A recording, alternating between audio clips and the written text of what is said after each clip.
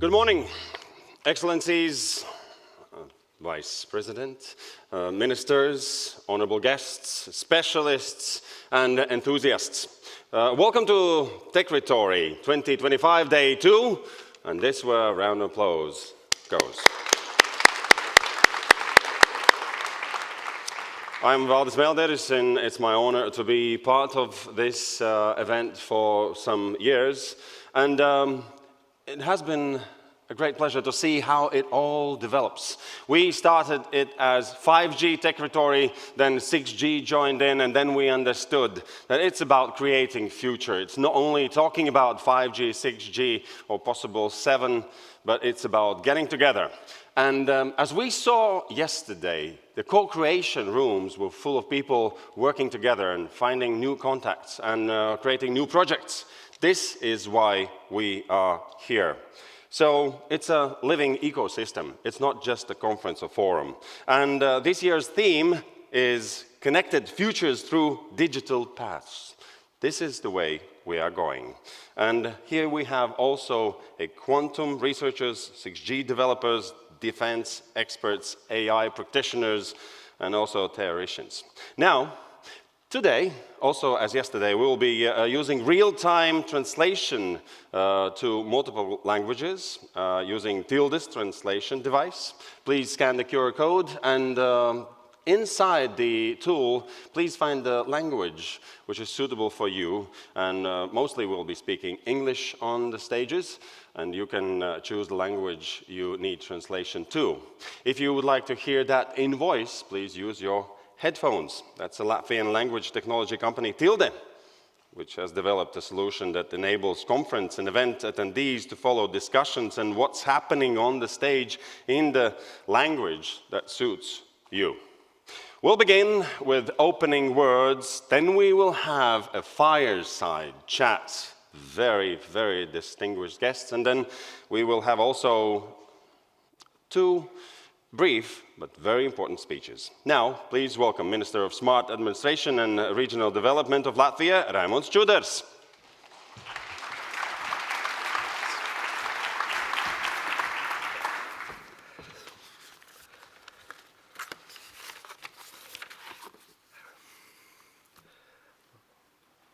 Vice President Virkkunen, my colleagues, ministers, ladies and gentlemen. Welcome to the Techritory Forum, where ideas meet innovation. This year's subject, Connected Future Through Digital Paths, reflects a key truth. Technology is now the backbone of progress, driving innovation and collaboration across all sectors. We must see technology not just as a tool, but as a fabric of our society and economy. It enables the free flow of capital, services, and goods across Europe, while also protecting our vital infrastructure. To move forward, we need a shared long-term vision for our digital future. The EU is working towards a clear goal. By 2030, everyone should have access to gigabit internet, full 5G coverage, secure and sustainable networks, and modern digital infrastructure that boost innovation and competitiveness. Latvia is fostering the EU key priorities, expanding gigabit and broadband infrastructure, advancing 5G and 6G networks, and developing satellite-based secure connectivity. Our efforts also focus on improving energy connection, crucial needed for the development of efficient data centers. Altogether, these actions contribute to the backbone of a truly connected Europe. Our vision is to implement responsible and sustainable artificial intelligence, built on trust, transparency, and national competence, so that small nations help to shape, not just absorb, the next wave of intelligent technologies. We are making strong progress in building a national AI ecosystem from governance and regulation to innovation. The National Artificial Intelligence Center, established in March this year, is a strategic hub connecting government, science, and industry to enable AI innovation through initiatives such as AI Regulatory Sandbox. We are creating a clear AI governance framework to define who oversees, who certifies, and assesses risk in high-risk systems. A consortium on AI factory antenna has been approved, and we are now taking the next step to assess the cooperation model for the industry, driven EU Gigafactory. I would like to highlight again Tilde Open, a truly groundbreaking open source large language model developed by the Latvian company Tilde with the support of European Commission. This model was created to promote digital equality, ensuring that every European language, even those often underrepresented, receives the same high-quality AI support.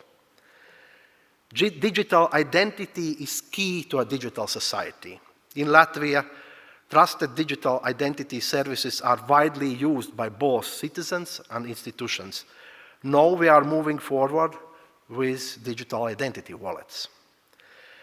Latvia's experience plays a role in making sure that ID solutions are simple, accessible, and truly empowering for every citizen as the EU prepares to roll out digital identity wallets by the end of 2026.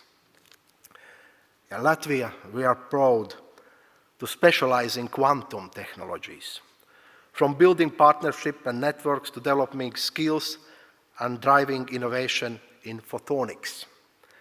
The Latvian Quantum Technologies Initiative unites top scientists, educators to advance quantum algorithms, sensors, devices, and secure communication. I'm also proud to mention a unique silicon photonics technology enabling ultra-fast communication networks developed at Riga Technical University. Latvia is building its first national quantum key distribution networks through experimental quantum communication infrastructure. Together, these initiatives place Latvia at the forefront of Europe's quantum revolution, combining research, education, and secure technology deployment. Life and work in the digital age requires the right digital skills.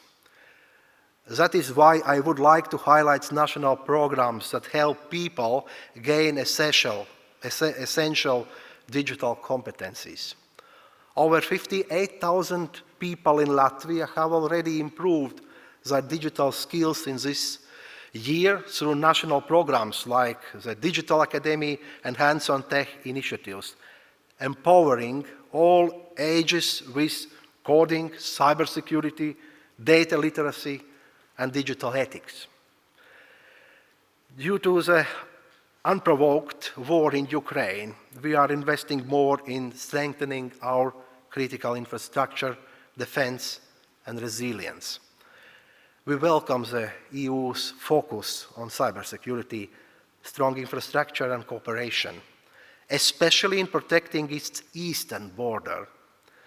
The conflict has shown that drones are no longer future tech, they are essential on the front lines. That is why we support local drones makers with direct investment and close collaboration. In conclusion, from artificial intelligence and quantum tech to digital skills and connectivity, Latvia and Europe are building a future that is inclusive, resilient, and full of opportunity. Wishing you a successful conference, inspiring conversation, and partnerships that turn today's ideas into tomorrow's breakthroughs. Thank you very much. Thank you, Mr. Minister. Thank you. And now, please welcome Executive Vice President for Tech Sovereignty, Security and Democracy at the European Commission, Henna Virkkunen. Welcome to the stage.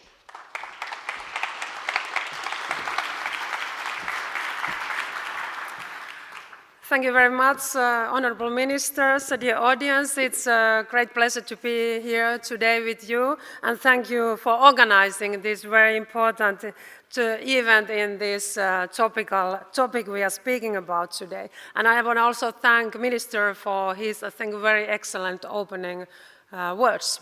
And we saw that Latvia is very ambitious when it comes to digitalization and technology, but we know also that Latvia is a country who is really also delivering in this work.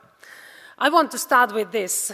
Europe must master the key technologies of the 21st century. And then we speak about AI, semiconductors, and quantum technologies. This is needed for Europe to remain as a leader in the global stage. We must build secure Europe and secure European digital infrastructures from cloud to cybersecurity and connectivity, so that our data and our industries and our citizens, that they are protected against foreign interference. And in our digital transition, we must empower people. We must invest in skills and innovation. Just in this week on Tuesday, we as a European Commission, we published our work program for 2026. And the headline of this work program is Europe's Independence Moment. And it tells clearly that we have to build up our own capacities in all critical sectors. We have to make sure that we are not dependent on one third country or one company when it comes to critical fields. So always, in all circumstances, we have to be able to operate ourselves. But of course, it doesn't mean that we are planning to do everything alone. We also need, of course, trusted partners. But this is independence moment for the European Union, and technologies are playing a key role in this. I will first focus on some key technologies that already define Europe's technological sovereignty and the vitality of our democracies. I will start with the artificial intelligence, because we see also that it's a strategic pillar. My commitment as a Vice President is to place Europe at the forefront of artificial intelligence. And we are already boosting our AI capacities in the 5 pillars of our AI Continent Action Plan, adopted in April in this year. So it's about computing infrastructure, it's about data, it's about skills, also AI adoption and regulatory simplification. I will not go through all these 5 dimensions now, but rather focus on adoption of AI in economic sectors and also computing power. I would also like to complement the picture with chips and quantum technologies to show how we are acting decisively to ensure our technological sovereignty. We see that Europe has a very huge potential in the world of AI adoption. Our firms, they are holding more than half of the global market in industrial automation solutions, which is a cornerstone of industrial AI. But however, despite this potential, AI adoption at the organization level is happening more slowly than expected. Last year, only 13% of our businesses were using AI. I'm expecting that in this year it has been increasing, but still we are not there where we want to be. In this context, we need to promote now an approach where the potential impact and also opportunities of AI are systematically also considered whenever organizations make strategic or policy decisions. The Apply AI strategy, which we adopted recently, is our plan to do this in practice together with our industry and public sector. It aims to improve the adoption and integration of AI technologies in key sectors like manufacturing, energy, defense industry, as well as healthcare and public sector. By connecting European AI, supply and demand, the strategy also encourages by European approach through strategic public procurement and promoting European AI solutions. The strategy also introduces flanking measures that support the broader transformation of Europe into a true AI continent. Now we will launch a process of discussion with different sectoral communities to ensure that our policies, they are coordinated and tailored to the needs of different industries. And we are also now heavily investing in world-class AI infrastructure, like the Minister already told, because this is needed to train and develop AI. Our Euro HPC infrastructure has been identified by Mr. Draghi as once-in-generation opportunity for Europe to lead in transformative fields like AI. In fact, our 3 Euro HPC supercomputers, they are among the top 10 most powerful in the world. And that is something that we have done it together, European Union and member states. And however, to maintain our strong position in AI, we need to think now even bigger. That is why we are taking AI factories to the next level. We have already made decisions on 19 AI factories in different member states, and the idea on AI factories is bring together computing power, data, and talented people, industries, and public sector to train and develop and apply AI. And these AI gigafactories, they are already operational or underway. We have recently received an overwhelming response now to our expression of interest on gigafactories, with 77 submissions from 16 EU member states proposing to establish AI gigafactories across 60 sites. So after these 19 AI factories, we are now looking at the next steps, and it will be gigafactories, which will be 5 times more powerful than our biggest AI factories. And we are very happy that there is so huge interest among our member states and also among our top industries, startups, and all stakeholders to participate to this very important project. Alongside AI, chips and quantum technologies are also critical fields where we must act now very decisively to ensure technological sovereignty and also global competitiveness. The EU CHIPS Act, adopted 2 years ago, has already triggered over 80 billion euros in planned investments, launched also 5 pilot lines, and it's building a pan-European design platform and created competence centers in all member states. But now we have to continue to work, and we are currently working on CHIPS Act 2 to make sure also that we are able also to design and manufacture AI chips in the future. Additionally, also on quantum, EU has the world's largest concentration of quantum talent, and we rank first in scientific publications, and 1/3 of all quantum startups are based in Europe. And we know that also in Latvia, there is many very interesting projects going on when it comes to quantum. And now we have to make sure that our great science, research, and also the innovations that they can really also enter to the markets. And that's why we are also working with Quantum Act in the Commission side to make sure that we can also pool this expertise and we can boost investments and innovations in this sector. Like it was said already by earlier, when we are speaking about the technological sovereignty, we don't mean that we are planning to do everything alone. In June in this year, we presented a joint vision for the EU's external action for digital, our new international digital strategy. European Union has a very long-standing history of cooperation on digital priorities with countries worldwide. This includes our work through arenas such as trade and technology councils, digital partnerships, and also dialogues and digital trade agreements. EU steps forward as a stable and reliable partner, deeply committed to digital cooperation with our allies and partners, because we see that no country or region can lead the technological revolution alone. In the international digital strategy, we propose collaboration around 3 lines in action. First, we will expand international partnerships. We will deepen existing digital partnerships and dialogues, and also establish new ones and foster collaboration through a new digital partnership networks. We have these digital partnerships, for example, with Japan, with Canada, with Korea, with Singapore, and we want to deepen this work. Second, we will also deploy an EU tech business offer to partner countries in Africa, Latin America, and Asia. And third, we will continue promoting a rules-based global digital order in line with our fundamental values.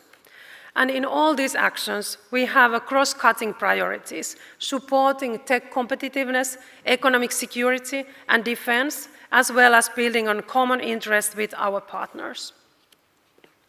Like the Minister already underlined, to be competitive, we need to have also very good and smart connections. And that's why connectivity is very much basis for all our innovations and technological developments.